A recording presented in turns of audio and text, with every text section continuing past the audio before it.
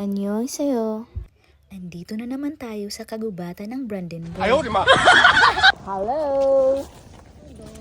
Hello, Shen!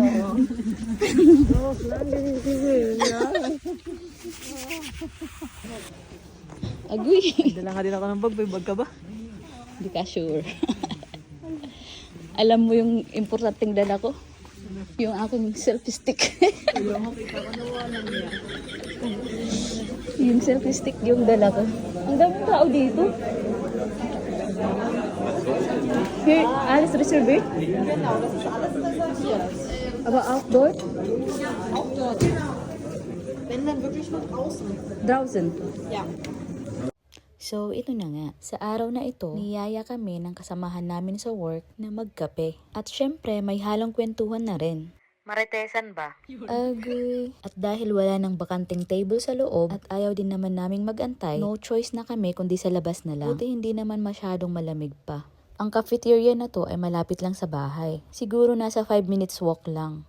Sa tinagal-tagal ko dito, ngayon ko pa lang siya matatry. So, nagtingin-tingin na din kami dito kung ano yung o-orderin at marami din palang choices. Bukod sa kape, meron din palang tea, hot choco, wine, beer, cakes, and sandwiches. At ayun na nga, habang nag-aantay sa order namin, nagtitingin kami ng pictures ng baby, tong isang kasama naming Pilipina. Ang bilis ng panahon at 3 months old na din ang baby niya. Tuwang-tuwa din naman itong isang kasama naming Polish. Ang dami niyang tanong. Galing pang night duty yan. Pang gabi na naman ulit siya mamaya. Hindi na nga daw siya makatulog ng maayos at gusto pa niyang magkape. Dumating na pala yung order namin at pare-pareho pala kami ng order. Syempre, gaya-gaya, ayaw nang mag-isip, cheesecake and cappuccino.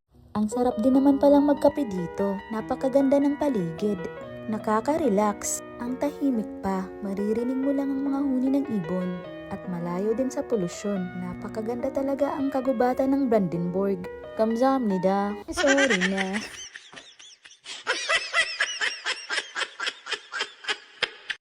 At yun na nga.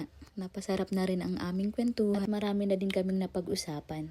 Hindi namin alintana at lumipas na din pala ang isang oras. At dahil nga may pasok pa ang kasama namin mamaya, inumpisahan na rin naming maglakad pa uwi para naman may time pa siyang matulog. Very wrong din kasi pag nagtrabaho ka ng puyat. Masakit sa ulo. Kaya inuna na naming daanan yung bahay niya. Wala na rin akong maisip na sasabihin. Kaya dito ko na tinatapos ang video na to. Thanks for watching. Bye!